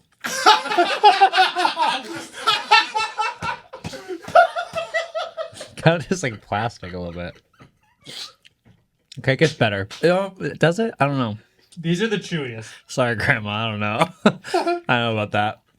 Is it better than Laffy Taffy? No. Unfortunately, this is. I mean, yes. I don't know. I think I might. Laffy I don't Taffy know. should have been 12. The eating experience is compromised. Guys, I need a number. Is it top 3 or bottom 2? I think it's bottom 2. I think it's top 3. Bottom 2. I'm on bottom 2. I'm hearing an 11. Our list is so. You audibly said ew when you ate it, David. Yeah, but it got better. I think in the scenario we're at now, I'm in bottom 2. Okay. I would go with 11, 3. you think? Yeah. Okay. For the context of this, don't think of it as it's 3 or it's 11. Think of it as it's 3 or it's 4. One of the best or one of the worst. Because we can't change the other ones. Agreed. And our list is messed up. Yeah. It is So bad. is it 3 or is it 4? That's Marques has held that ever since we put dots at not 1. Dots are still my number 1. so you think it's 4? Here's where it goes in my actual rankings. 4 out of the remaining possible 5. I think it's, yeah. I think it'd be 3. It's like mid. That was pretty hard to eat. Yeah. I wouldn't buy it ever. I think the line of would I buy it ever is right here for me. Anyway, let's go 11. I think 11. Sorry, David. I'm with 11 on this one. All right. I guess it's the Willing to take the risk. I think I'm just in the category of we're taking the risk now, and I'm trying to join the optimism. Skittles, Ellis. Come on. Skittles. This one is very similar to Skittles. It's like, I would describe it as like a Skittles analog. But guys, first you need to tell me, have you ever like really, really, really wanted to eat soap? I did, and it sucked. Anyway, No. Not intentional. you've never wanted to eat soap. I've never There's some good colors. No, I've never wanted to. Then I'm sorry. Would you please bring these to our contestants, Adam? I did not know this product existed. This is edible candy bubble juice with a bubble blowing wand. What? God, Please do not spill this in our studio. This is bad teaching. bubble for lick. kids. It's birthday This cake is flavor. really dangerous. Yeah, kids are definitely gonna. So the whole thing. So to be clear, just for audio listeners, it looks like a clear tube of like bubble Blowing soap, soap, like like bubble blowing. blowing soap with a little wand that you blow bubbles with. But the entire contents of it are edible. I don't know. I didn't really read the label. You never had this before? No. What are the chances we could blow a bubble and someone catches it in their mouth? That's what you're supposed to do. You blow the bubbles and then you catch them, and the bubbles are sweet and delicious. Really? This one is birthday cake flavored. Not only is this a horrible product, but it's a super bad idea. Burst all over my face, dude. Jesus. Taking clear should automatically be fruit flavored. So making clear birthday cake flavored is... They did have clear ones that were fruit flavored. I just it's like dripping all over me. Jesus. I'm not going to blow bubbles. I'm just going to taste it. It's dripping all over me. It tastes a little bit like bubble soap. Do not drink solution. It says lick only in bubble form. Okay, sweet. I stuck the whole wand in my mouth. I did too. And my throat is burning. And kids are not going to read that, and they're going to do the same thing. Ew. This has to be 12. Wait, this kind of hurts. This is bad. I'm so glad we left 12 If solution gets into eyes, rinse eyes with water. This sounds pretty toxic, bro. 12. That's 12. 12. Easy 12. The highlight, the absolute best part was that when I opened it, it smelled like birthday cake for a second. Yeah. And then everything after that point was miserable. Yeah, my mouth. Dead last. Can't believe they just got money out of us. That was terrible. Yeah, my throat hurts. Skittles, Ellis. Skittles. Reese's. Starburst. There has to be. Guys, this next candy is also, I would say, a Skittles analog. Wait, how is this a Skittles analog? I lied. Okay. It's not. Okay. This one, though, is both round and colorful. All right. Okay. It is cult classic candy of the ages, candy buttons. For those, I don't know if this is a thing outside the US. It's essentially pieces of sugar dotted onto a long piece of receipt paper. Okay. It's like candy acid. I love these personally. Some of the These are paper came off. out of everything here would probably be. Oh yeah, no, eating the paper is also part of it. It Actually, is? or Yeah. just like. Well, I mean, it's just I've never had one without a little It's bit of edible paper? No, but I've just never eaten one without paper on it. Anything eaten after candy bubbles is like S tier. Yeah. This is so much better. This is like quintessential like 5 and dime store like pick up candy Exactly. from it. Yeah. Looks like David's eating a second one. Ooh. Oh, Good that crunch. That one was a different flavor. Okay. 3. 3. Or 2. 3. Do we want to leave it open in case it's bad? We just have to embrace the shop. So Embrace the nightmare that is 1 and 2. I mean, this is all right. I'm like maybe trying to say imagine 2. Marquez is gonna leave this room and go find all the good candy and eat it just to feel something after. I'd maybe say 1 or 2. I mean 2. There's no world It's not 1. that this is the best Halloween candy. Out of the 2 we have left. Don't think about it what we've already I tried. have to. Yeah, you have to think about it what we might have left. In a world where we have 1, 2, and 3 open, and we're ranking best Halloween candy, and we open this wrapper and eat this, we have to put 3. Don't know what the other 2 We are. have to put 3. What if they're better? There's no way. Or what if they're worse? What if they're Can't be. worse? They can't be worse. Dude, we just had bubble. Ellis wouldn't do this to us. toxic- You think Ellis would do this to us? Yeah, 100%. Look at this man. Yeah, Do you think he would give us candy worse than this? absolutely. He's probably saving the worst one for last. I think he would die if you drank this. Oh wait, do you know what I forgot? What? Ellis put a spoon in front of all of us. You do all have spoons. Oh, this could suck. That's really bad with 1 and 2 open. What kind of Halloween candy do you give to kids that requires a spoon? I don't remember ever saying Halloween when I pitched You this opened segment. this as Halloween. I thought that candy. was the whole It just thing. happens to be Halloween and we're No, eating it was candy. supposed to It be can Halloween unrelated. candy. Adam, play the tape. Specifically, we're going to be doing a blind candy ranking where we give our hosts a series of pieces of Halloween candy that they must rank. See, now you all know that I'm right. My ear. Or wrong. But I You're think I'm definitely wrong. All right, guys, this next one, Needs no introduction. Oh, okay. It's that gum. is tea-berry gum. Okay. Ellis said they're gonna have to spit this out, and I was like, oh. I'm not going to No. eat this, but I'll sniff it. Are there multiple What's packs? tea berry? I don't know. Oh, I'll try. I got, this was the one I got where I was like, that sounds, I'm not gonna smell. I'm just gonna go. Yeah, You can spit it out to the paper towels that we put in front of you. yeah, aren't we good producers? You It's somehow managed to give us worse candy Okay. every single time. So it has a hint of flavor of every type of gum I can imagine in this stick form, but just like the LaCroix version of it.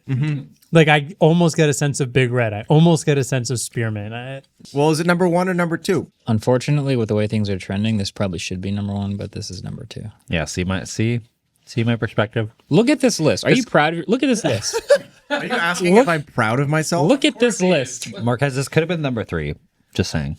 If we put the buttons as number 2. At this point, Bubble Juice being 12, we succeeded. Whatever Ellis pulls out that bag, we have to say is better than all of these candies. Yeah, it will probably be better than this, though, at the minimum, right? That's what I thought about the last 3.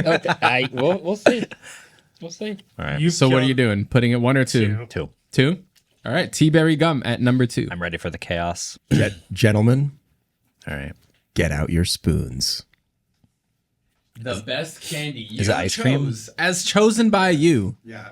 That's, Waveform's official best candy ever. that's crazy. Crazy work. Gentlemen, I am, No. It's like sunscreen. I am going to ask you to squeeze the ooze tube. Oh, That's not. What is that? Is that aloe? It is ooze tube liquid candy by Sweet Bandit. It is green apple flavor. this could slap. Just saying. I'll go first. The only reason that some of these companies are still in business is because what was it called? The Economy Candy Store exists. Is that what it was? Is that what it was called? Yeah, Economy Candy Economy on Candy. Rivington and Lower Manhattan. It's That is the really only- fun. You should go. That is probably the only place that you will find ooze tube liquid candy, green apple flavored. Green apple slaps. I'm ready. Knock yourself out. All right. Marquez is just bypassed. The only thing, was this sealed? Yeah, I did break the seal. Okay, thank goodness. All right, audio listeners, Andrew is emptying the ooze tube Brother. into his spoon. Brother. That's so much. It's really stringy, but it does have sort of the consistency of aloe vera. Let's go. We'll go together. Wait, Marques, you're not doing this? No. Why? Why? Look at it. Yeah. I actually think this is going to be good. I mean, we know it's good because it's literally the number one candy according to Waveform podcast hosts. If we flip this list upside down, it's actually better. That would put the bubble juice at number 1, Marquez. It would also It's put sour. Laffy Okay. Taffy and Milk Duds above This baked is beans. This is a melted green apple Jolly Rancher. Yep. It's pretty good. Dave doesn't His like it. face is. It literally tastes like a green apple Jolly Rancher. That's probably a compliment. That's kind of a compliment. It's Notice we didn't get Jolly Ranchers. It's burning my throat. number one? baby. It's number 1. Way worse could have been number 1. All right. Actually, out of the last 3 things we ranked, this was the best out of all. Just to go back over this list, we picked ooze tube green apple flavor number 1, tea berry gum number 2, the ooze. candy buttons number 3, That's what I'm saying, man. Fun Dip number 4, Dots 5, Almond Joy 6, Orange Tootsie Roll 7, Dark Chocolate Orange 8, Boston Baked Beans 9, Laffy Taffy 10, Milk Duds 11, Bubble Juice. Couldn't escape. Acid. It had to go 12. This is what I'm saying. If you're doing a blind list, you're doing the next one, you have to just think of it in comparison to everything that could come after, but not the things you've already done. I just want to let you guys know before you do individual rankings, sitting on my desk, unused candies are Kit Kat, Reese's, Hershey's, and Twizzlers. Wow. Heard that? You heard that? The good stuff. What we could have had was a good list, and they actively chose to make this a bad When list. you're doing a blind ranking, there's 2 ways you can do it, right? Like you can have your contestants fill up all the top ones really early, so then you got to choose the good candies and force them to put it in the bottom. Or you can do what happened here, where you filled up the bottom really quick and then let me just ruin your morning. So in case you're wondering, I've been keeping track of all these candies and how I would have ranked them if this wasn't a blind ranking. So Dots 1, Orange, Fruit Chew. It's not even, Tootsie Roll. It is Tootsie Roll. Yeah. Orange Tootsie Roll 2, Almond Joy 3, Laffy Taffy 4, Milk Duds 5, Baked Beans 6, and then it's just all downhill from here. Fun Dip 7, Cotton Candy Buttons 8, Dark Chocolate Orange 9, Ooze Tube 10, Tea Gum 11, and Poison 12.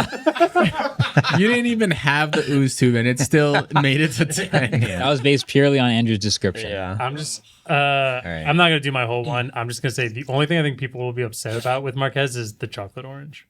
I don't know, man. Almond Joy. I'm gonna go Almond Joy, number 1. The baked beans, chocolate number 2. No, baked beans number 2, chocolate number 3, Milk Duds, Fun Dip, Dots.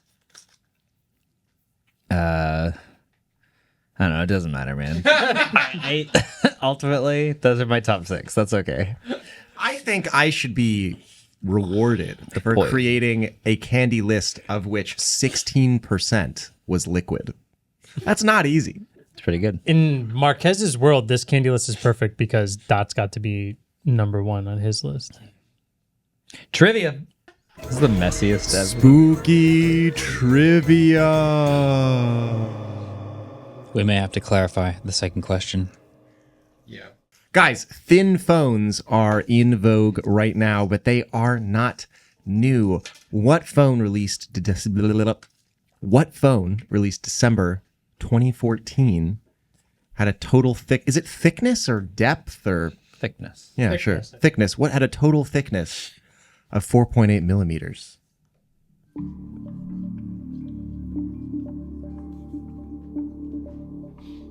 It's between 2 that I'm thinking of. But Adam said that the company was obvious. So, if you're thinking around this time period, companies that do crazy Yeah, what things, was the time again? 2014 December, so basically 2015, but 2014, whatever. Okay, I'm circling this one. All right. Put the Moto Z. Ah, crap. I think I got the name wrong. Oh. I put the Moto G Play. I also put the Moto Z, but I'd crossed out what I thought it was before, which was the Huawei like P2 or something. I was thinking like the Sharp Aquos. It's a Sharp phone, right? It is not, but close. That's more along the lines I was thinking of. Oh. The Moto Z is a great guess because that was only 5.2 millimeters thick, meaning you're only 4 millimeters off. The phone I was looking for was the Vivo X5 Max. Oh, yeah. I did look that up a few weeks ago. That was obvious? I thought Vivo would have been too obvious. That's why I wanted you to get the like actual name. I guess they were more obvious in that sense, like 2017, 18, trying all the crazy stuff. Yeah. Moto Z was later, right? I thought it was later. Moto Z were upstairs. Moto Z was between 2015 and 2020. Yeah. All right. Second question. Quick update on the score, though. Marques, 8. Right behind Andrew, the skeleton, with 9. And David, fishing up the rear, with 5. Really? Yeah, you got 5. I thought it was only like, whatever, okay. Well, the answer to the second question, Ellis accidentally told our hosts in between breaks. So it was uTorrent. Daniel Ek was briefly the CEO of uTorrent. So I have another question. Okay. It's basketball related. Let's go. But David, you can actually maybe get this. Maybe. Andrew, maybe you could get this. Maybe. The question is, which NBA superstar has a deal currently with Google? There's multiple answers. Aren't there a ton? Fitbit. I think we can accept any NBA superstar with this deal. Well, the Google deal, there's one in particular that's super obvious that David will not get. Yeah. There's another one that's super obvious that I won't get. More so that like he's the guy we've always been talking about as being this guy, but you wouldn't know him because he's like. I'm at that point. I remember. You remember? I'll do both. 2 points. Yeah, 2 points. Screw it. Anyway.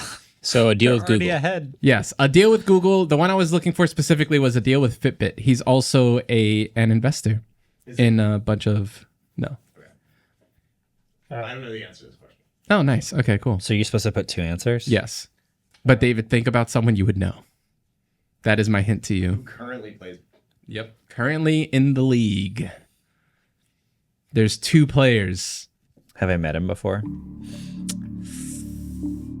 Maybe, actually. Maybe. Or at least been in the same room with him. I don't know if you've met him. Tony Hawk? No. I have met him like 3 times. He's a Formula 1 driver. Tony Hawk? Tony Hawk. Nice. Look at him. I'm closing the cap. Yay! Thank you. All right, flip him and read. What do we got? Oh. Who wants to go first? I wrote Kevin Durant. No, but good job. Yeah. I just know that that's a Yeah. basketball. And then Steph Curry. Steph Curry. Yeah. Correct. There it is. Yeah, baby. That's a 1 point for David. Andrew, what'd you put? I put Giannis. You got a point for that And because that was the other one that his we were last thinking name. about. Giannis Antetokounmpo, the human alphabet. I wrote down the 3 basketball players that I know with Google deals. I wrote Giannis Antetokounmpo. That is correct. 1 point for I Marques. spelled it. Wow. I'm waiting for my Show point. off. I'm waiting for my Flex. point. You got my it point already. for that. You but got for a point spelling already. it. I'll Steph give you Curry, respect. That is correct. You got another point for that. Kelsey Plum. WNBA. Correct. Did I say NBA? Yeah. You probably did. So is Giannis the guy that got traded that everyone was freaking out about? No. That was Luka That was last year. All My right. Well, throat is still like burning from the toxic acid that we just drank. all right. Well, now this episode's done. We're gonna eat the rest of the good candy that you had in that bag over there. Kit Kats? Did I hear Twix? And Twizzlers and Hershey. Reese's? He could have put Reese's. Wait, can I see what it is? in the top 10? And it's Reese's Pumpkins, right? No, it's just Reese's, man. Wait, there's Big pumpkin good flavored stuff. Reese's? No, there's the like holiday Reese's have the better ratio than regular Reese's. Oh. Well, we're gonna eat those. We're gonna enjoy our lunch, of course. And thanks for sticking with us for Techtober. What comes next? I think it's November. again. Techvember. It doesn't roll off the tongue as well. So thanks for sticking with us for the one that does roll off the tongue well, unlike Fun Dip. Anyway, Yeah, it sticks to your tongue well. catch you guys in the next video. Peace. Waveform is produced by Adam Molina and Ellis Roven, our partner with Vox Media Podcast Network, and our Trout music was created by Vane Still. Wait, can you do one? I feel like I slurred all of You those. say one where Waveform was produced by a minion and a pirate. Waveform was produced by a pirate and a minion. We were partnered with Vox Media Podcast Network, and our Trout music was created by Vane Still.